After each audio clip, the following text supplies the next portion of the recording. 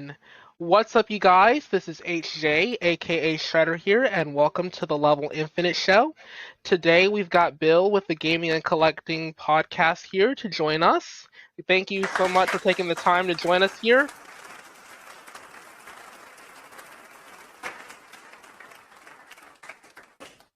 Thanks for having me. You're very welcome. So to start off, you want to tell us a little bit about your show, what you guys do? So I'm one of two hosts of the Gaming and Collecting podcast. The Gaming and Collecting podcast is it's essentially a gaming and anime-based nostalgia podcast I host with my younger sister Alex, and we kind of just talk about different like gaming, anime, manga topics, both old and new, and we kind of give our like sibling kind of perspective on them. Awesome. So I want to start off by asking you, what is your favorite game of all time? So my favorite video game of all time is actually Persona 4 Golden. I'm only 20, so I'm probably not old enough to remember. But what console was that on actually? So the original Persona 4 came out in '08 on the PlayStation 2. It later saw a updated like re-release that added a whole bunch of content on the PlayStation Vita in 2012. Awesome. Okay. So I guess I want to ask you, how long have you been doing podcasting for? So podcasting, I only started back in 2021. I've had an internet presence, I guess you could say, since 2019, I want to say. Well, that's really cool, dude. So I want to talk to you about some upcoming game releases and some recent releases. I know you're probably excited to get your hands on anything new you can find, seeing as how you do collect a lot of that stuff. Need for Speed Unbound released recently, and I want to get your thoughts and your perspective on what you think of the game so far. If you've played it, if you haven't played it, it's totally fine. But I want to get your perspective on Need for Speed Unbound. So I haven't played it yet. I have been watching it though, because I am a big fan of the old Need for Speed games. I like the look of it so far. I'm hoping that it plays pretty well. I don't know if you've played it or not, or I have had a chance to play it on trial for EA Play. I don't think my trial's run out yet, actually, so I still have a little bit of time left. okay. Um, so the last Need for Speed I really played a lot of was the Most Wanted remake. Well, not the remake. I guess the new Need for Speed Most Wanted that came out back in. Oh, the 2012 one? Yeah, that was like the last one I really played a lot of. I was a big fan of like the super old school ones, like on the PlayStation. Like Like Carbon, Undercover. I miss Undercover. That was a big one Undercover for was me. cool. The two Underground games were classics. Hot Pursuit was another really fun one. So did you like the remaster when they did the remaster for Hot Pursuit 2011? I did. That was I love the so like when it comes to Need for Speed, there's like the classic style games which are more just kind of arcadey style like racing, and then the later ones they brought in a lot of like the whole tuning mechanics where you like kind of have to like adjust everything to perfection. I like how they've kind of integrated both sides into it, and it's kind of like become just like this one really solid like racer at this point. Yeah. And one of the things that I like about the Need for Speed franchise is how it's evolved from just from a simple graphics to advanced graphics, and Mm-hmm. also the diversity of the characters. If you remember in Need for Speed Heat, the diversity of the characters dramatically changed, and Mm-hmm. the diversity of the soundtracks as well. They Oh yeah. really included a lot of different changes in the diversity and the culture surrounding Need for Speed has really evolved over the years. Especially when you look at like the really old ones where there was basically no story or like no real character at all. It was just a strict racer. Right. I think I've seen Hot Pursuit 3. from way back in the day. I've seen some videos of that. That it's actually a really cool arcade version of the game. Seeing that version of Hot Pursuit versus now, it's so much better. And the fact that you can actually free roam now, which you really, Mm, and the maps have gotten larger, which you really couldn't do that in some of the first games. definitely. Honestly, like racing games to me are like one of the biggest genres that has benefited from like improved graphics over the time because like the more detail into like the world and like the cars just like really adds to the experience. Right. And I also want to get your opinion on Grand Theft Auto 6 because I'm ready for it. I don't know if you're ready for it either, but they after the leak they did confirm GTA 6, and so I Mhm. wanted to get your thoughts on what you expect to hear or see from GTA 6. So GTA 6, I did see the leak briefly. I kind of tried to avoid it to a degree just because I didn't want to I like to go into these things blind. So like when I saw there was a leak, I kind of saw a few like of the basic ideas, and I was kind of like, all right, I'm gonna wait for that to go away, and then I'll keep my opinions for when it does come out. The fact that they confirmed it, I'm happy about because I don't know about you, but I am really tired of Grand Theft Auto 5 at this point. Right, it's been around since 2013. It's It's actually weird because I don't condone the hacking and leaking, but at the end of the day, we got confirmation because of a leak. So in a way, Mhm. you love them and you hate them at the same time. Yeah, what they did was wrong, but it was at least good to know that they are doing something because it's really baffling to me that Rockstar Games only put out one game during the entire um, eighth generation of consoles, which was Red Dead 2. Other than that, they've just done Grand Theft Auto 5. And there's a meme that goes around every now and then that like the PS2 had three Grand Theft Autos and Grand Theft Auto 5 has had three PlayStations. Right? I mean, Grand Theft Auto 5 is a phenomenal game, but I'd like them to do something else. Actually, if I'm actually if you think about it, the Xbox has actually had more on Grand Theft Auto 5. They have the 360, One S, One X, and Series X and S. So they've Yeah, actually technically had five. yeah. If you want to get really technical with Microsoft's weird like goofiness, also that also depends if you count PlayStation 4 and PS Pro 4 or whatever they call these things now. It's kind of crazy. Yeah. Have you tried the Steam Deck yet? Um, so I have not tried the Steam Deck. I've kind of the way I've seen it is like I when they were kind of hard to find, I'm a person that's not going to have time to use one right now, so I kind of was like I'd rather the people who actually want the thing to get it. If Uh, it so I want you at least seen it, and I want to get your I really want curious to know, like, do you actually think that it will be worth it to get a Steam Deck? I mean, it's basically like a Switch but with PC games instead.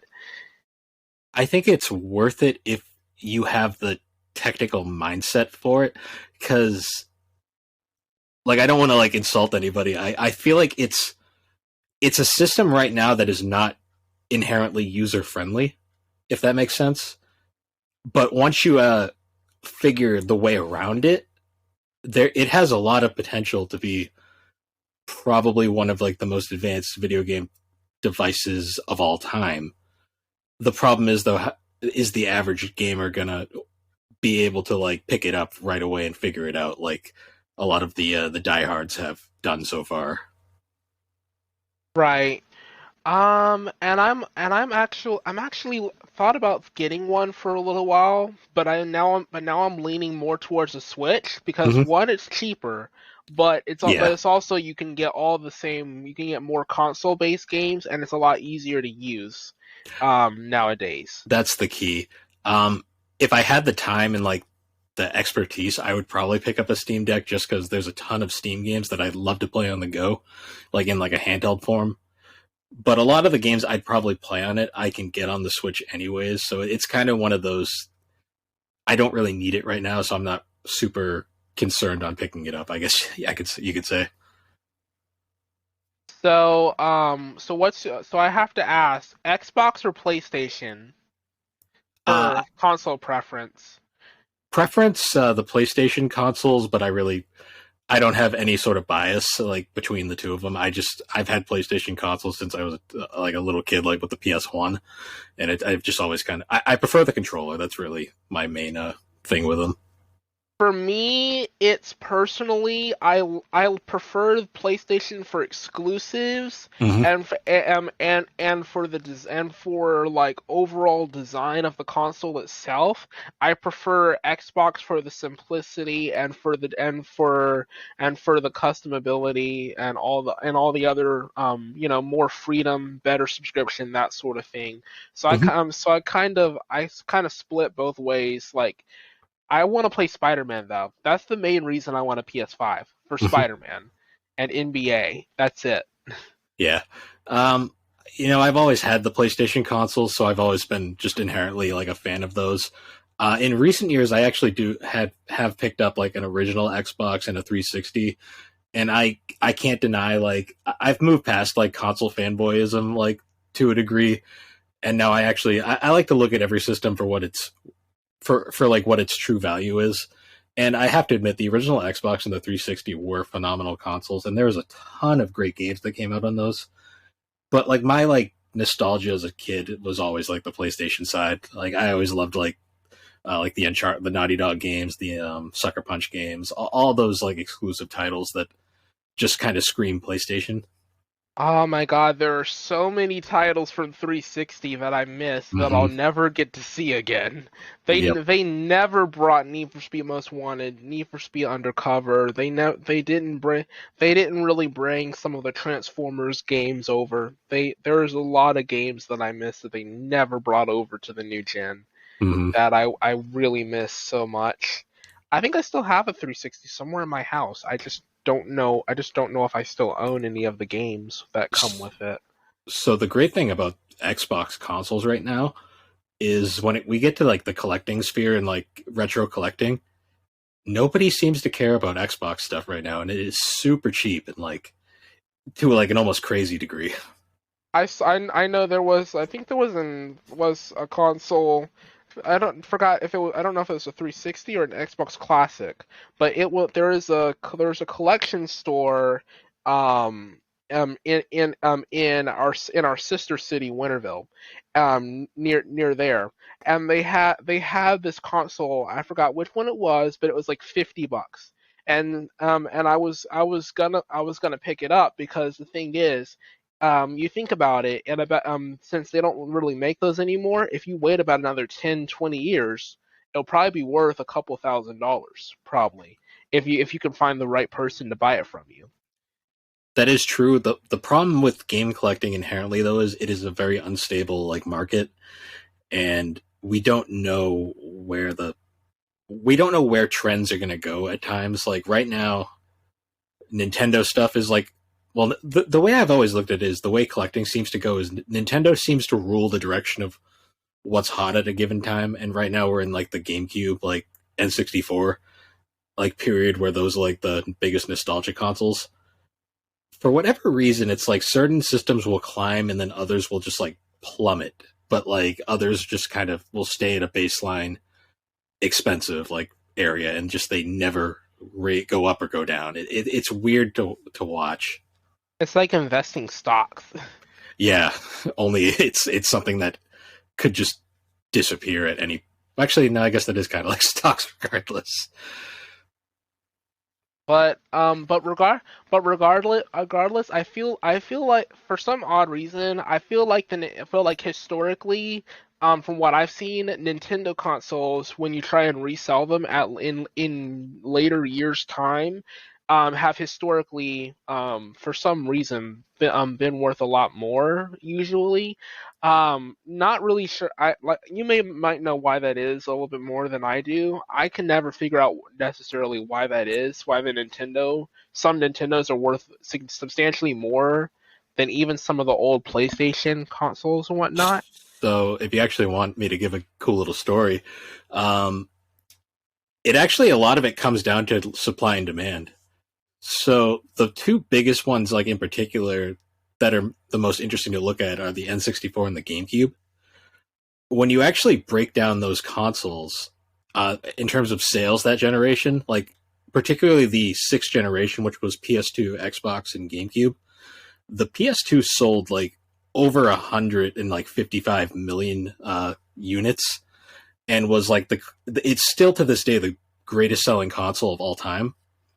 The GameCube, on the other hand, was the third place console, and it wasn't even close. Like the GameCube, like in a lot of ways, is a failed console because it did not sell a particularly high amount of units, and because of that, there's not a big supply of GameCubes out in the wild anymore that are still functioning. So it's actually driven the price up, along with like the GameCube nostalgia, because like everybody pretty much had a PS2. Like there isn't a huge amount of nostalgia for the PS2 like there is for the GameCube.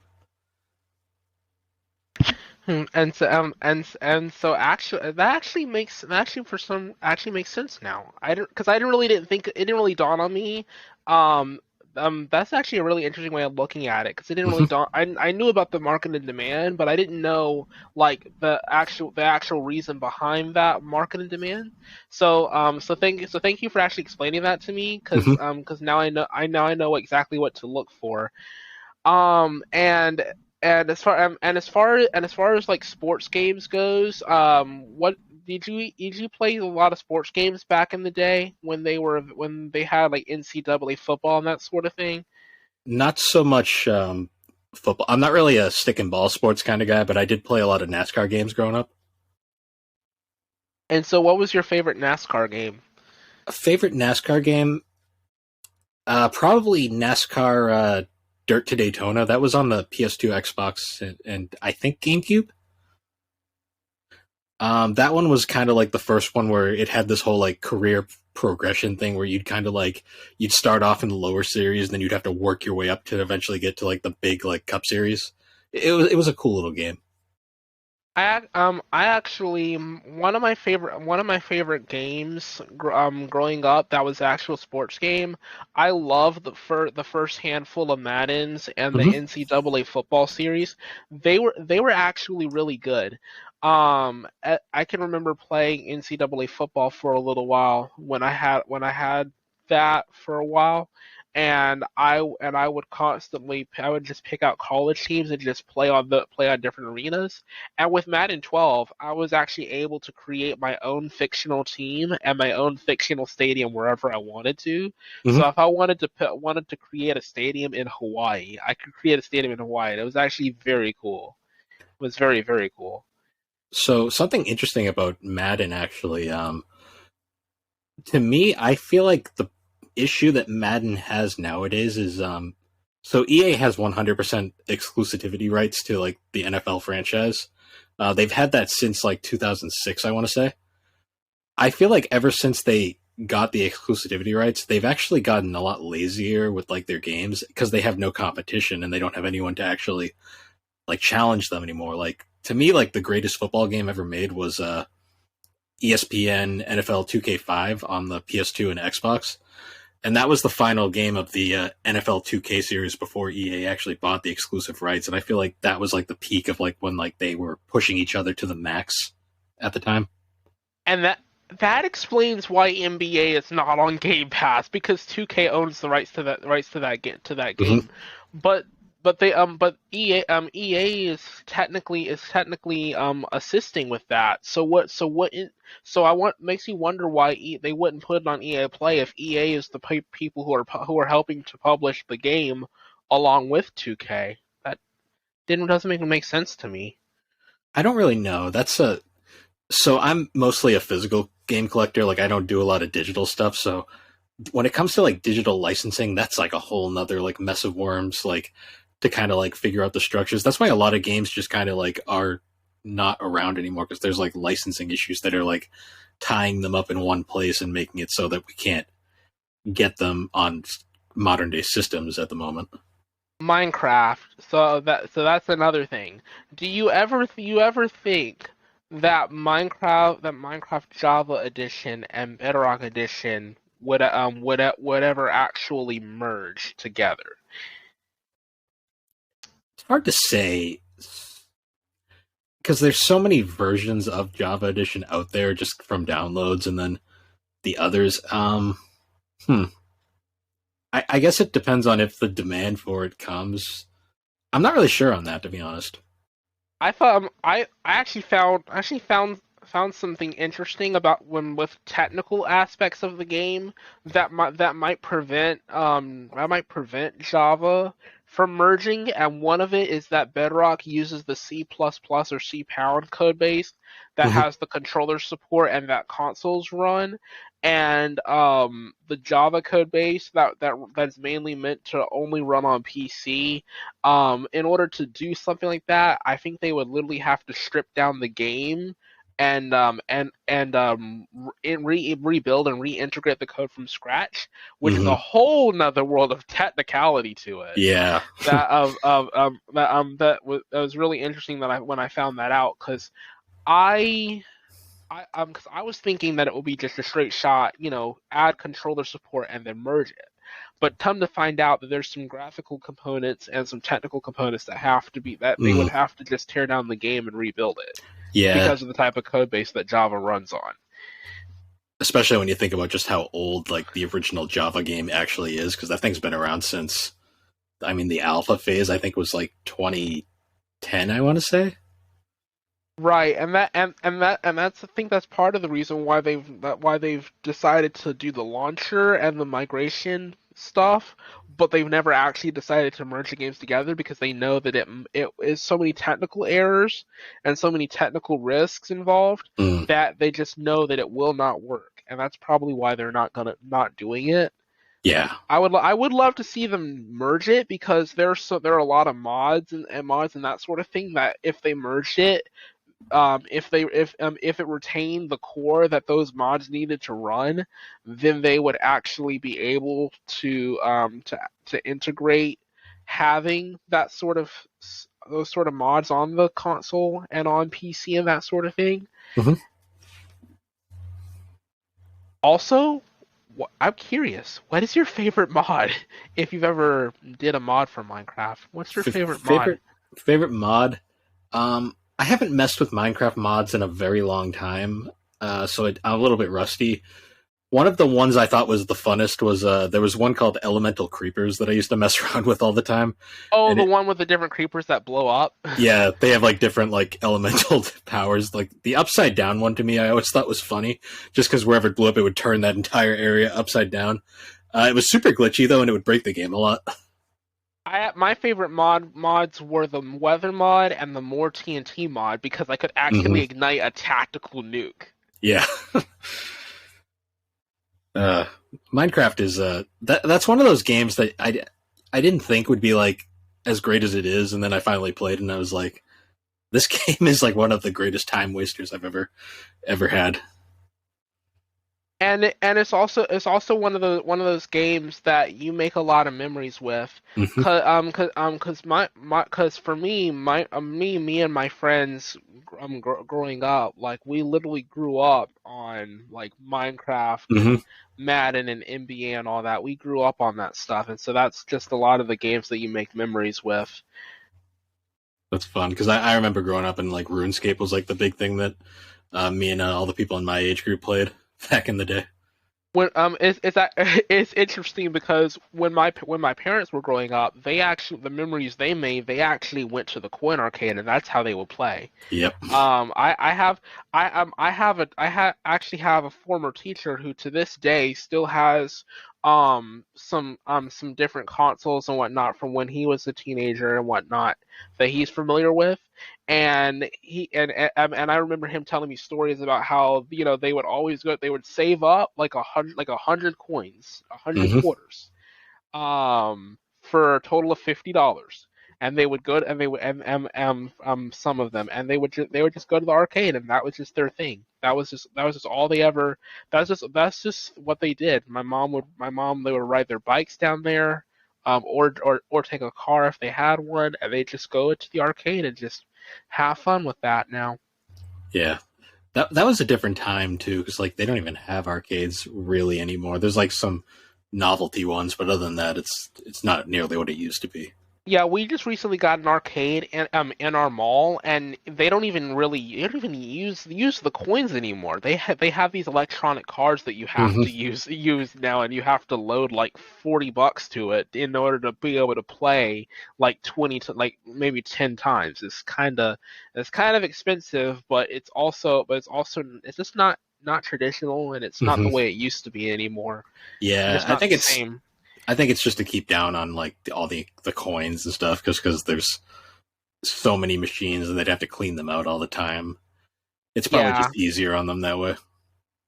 Yeah, but they could also make the most money for it because they can charge you for cards and that sort of thing. And Yep. I still have my card for the arcade place of the mall. And I go there every once in a while, but I don't go as much as I used to anymore because nowadays with these consoles that we have, we can just sit right at home and do it, and it's Hmm. like we can just play infinitely for however long we want if we don't have jobs or school at the time, and just sit there and do that. No, definitely. Yeah. So, one last question, and then I'm gonna go ahead and let you go here. Since we're going into the new year, I want to ask you, what's one resolution that you and your co-host have for your podcast that you wanna make come true next year for 2023?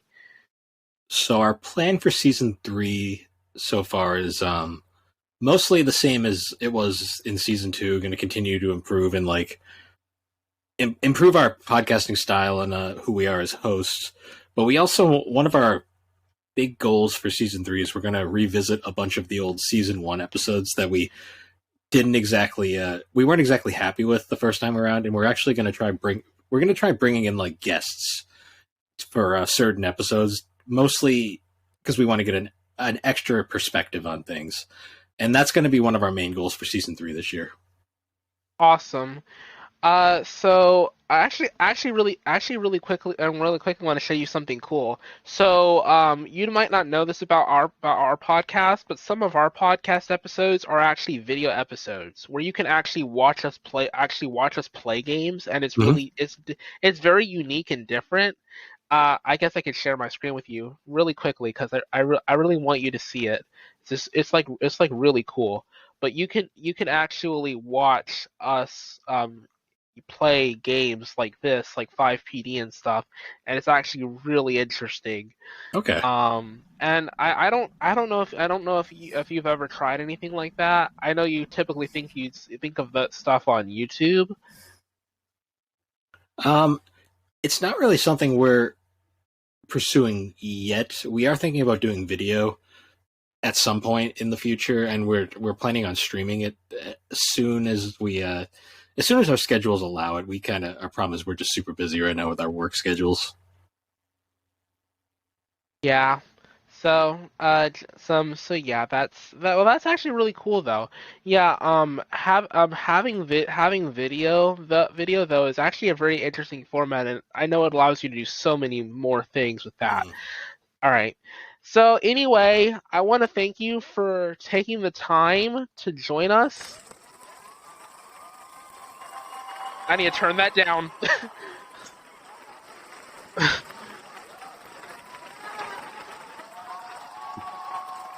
You get to be the man. You get to be the man of the room with Yep.